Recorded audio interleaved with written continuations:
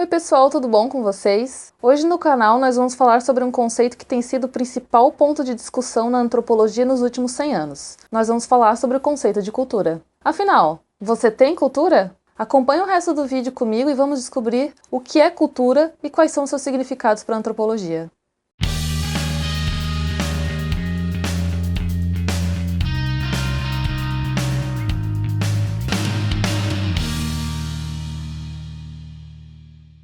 O livro de base que eu vou apresentar para vocês hoje se chama Cultura, um conceito antropológico, escrito pela primeira vez em 1986 pelo professor Roque de Barros Laraia. O livro é peça fundamental para a formação de cientistas sociais e antropólogos de todo o Brasil. Ele é utilizado nas graduações ainda nos primeiros anos. É um livro relativamente pequeno, tanto em tamanho quanto em páginas, com uma linguagem super acessível e de fácil compreensão até para quem não estuda a área. Então, se você nunca leu nada de antropologia, começa por esse livro que eu tenho certeza que você vai se apaixonar pela área e pelas questões de antropologia. O livro é dividido em duas partes. Na primeira parte, o professor Roque descreve como o conceito de cultura se desenvolveu ao longo do tempo, a partir de manifestações e pensadores iluministas até os pensadores atuais. Já na segunda parte, o autor nos mostra que apesar de termos uma comprovada unidade biológica, afinal somos todos feitos do mesmo material genético, os nossos hábitos, comportamentos, modos de pensar,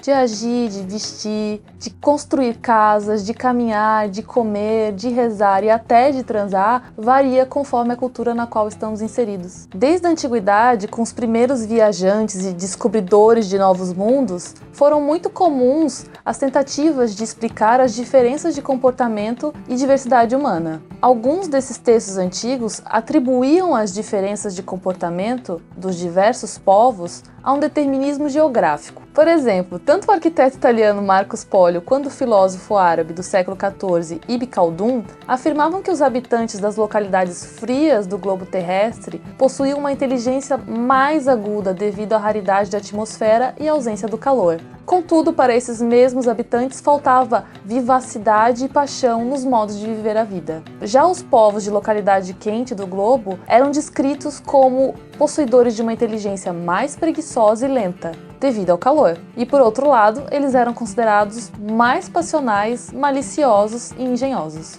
Assim como o determinismo geográfico foi utilizado para explicar as diferenças entre os povos, o determinismo biológico também foi usado como um meio de explicar as diferenças. Por exemplo, acreditava-se que os nórdicos eram mais inteligentes que os negros, que os alemães tinham mais habilidades para mecânica e os japoneses para matemática, que os norte-americanos eram excelentes depredadores, que os judeus eram avarentos e negociantes natos e que os brasileiros só pensavam em samba e futebol. Mas nós, antropólogos, estamos convencidos, e espero que vocês que estão assistindo também fiquem convencidos ao final desse vídeo, que as diferenças genéticas não são determinantes para as diferenças culturais. Segundo o autor Roque Laraia, não existe qualquer correlação entre os caracteres genéticos e o comportamento cultural. Qualquer criança humana, seja ela nórdica, negra, judia, brasileira, japonesa ou alemã, pode ser educada em qualquer cultura se for colocada desde o início em situação de aprendizado. Então nós chegamos num ponto muito delicado.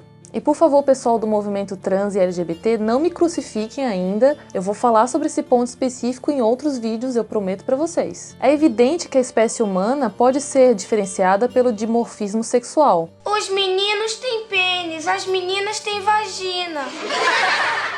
Mas é falso, gente, põe isso na cabeça de que o comportamento existente entre pessoas de sexos diferentes seja determinado por pintos e vaginas. A divisão sexual do trabalho e de outros aspectos da vida humana, no que diz respeito a homens e mulheres, mostra que diferenças de papel são determinadas culturalmente e não em função da biologia. Por exemplo, em algumas aldeias do Alto Xingu, são as mulheres que carregam a água para dentro da aldeia. Então são quase 20 litros de água que elas carregam diariamente, em longas trilhas pela mata até chegar na aldeia. Um esforço físico considerável se comparado aos homens do mesmo grupo social que ficam encarregados de manejar os arcos de caça, que é uso exclusivo deles. Ainda entre os tupis, é o homem quem faz o resguardo quando a mulher pare uma criança. Enquanto ela vai para a roça cuidar do alimento da família, o homem fica deitado na rede para boa recuperação da saúde da mulher e saúde do bebê.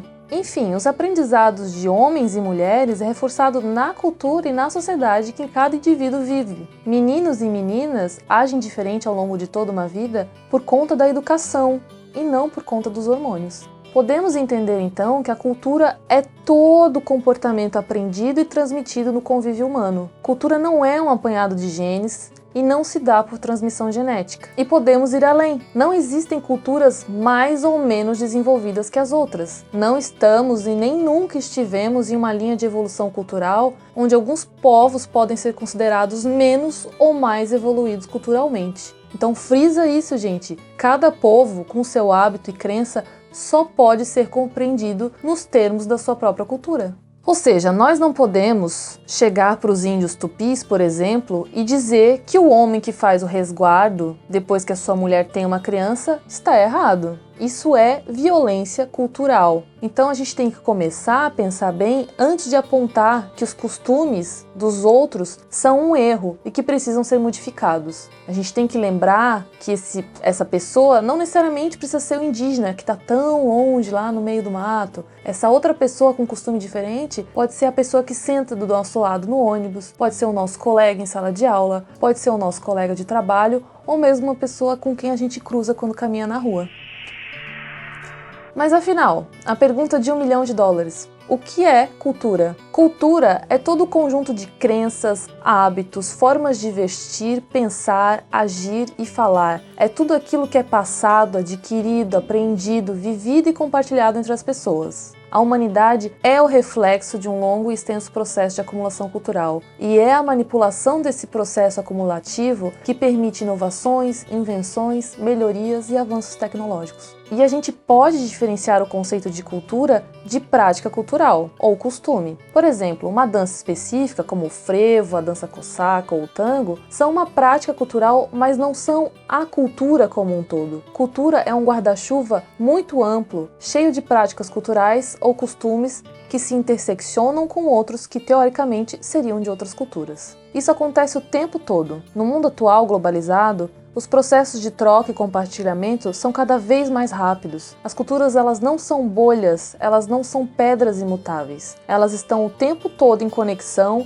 através de seus grupos e indivíduos e se modificam o tempo todo no contato com o diferente, sem contudo perder sua essência. Por isso, sempre desconfiem de projetos políticos que encampam o conceito de pureza cultural. Então, índio de roupa pode sim, tá, gente? Ele não deixou de ser índio porque ele vestiu calça. Aliás, se você quiser fazer o exercício, tenta andar pelado no meio do mato para você ver como é desagradável. Cultura também não é acúmulo de capital cultural. Quem leu mais livros, quem viajou mais, quem assistiu mais peças de teatro. Então não é porque o seu amigo ouve funk e você considera que funk não é uma coisa apropriada culturalmente falando e você ouve Beethoven que ele não tem cultura. Ele tem cultura sim. É claro que existem práticas culturais que você não gosta e que você não precisa gostar. E está no seu direito, é lógico. Mas você não precisa se manifestar negativamente sobre elas e, principalmente, você não pode tratar as pessoas que gostam desses elementos como inferiores a você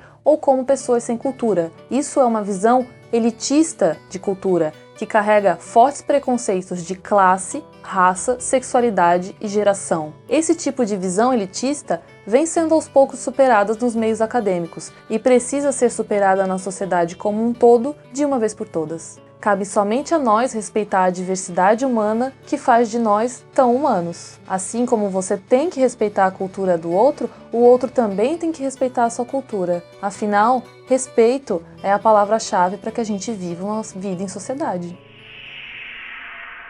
O assunto é polêmico, eu sei, então sintam-se à vontade para brigar comigo aqui nos comentários, deixem o seu like no vídeo, acompanhem o canal e fiquem por dentro desse e de outros vídeos da Antropológica. Até a próxima!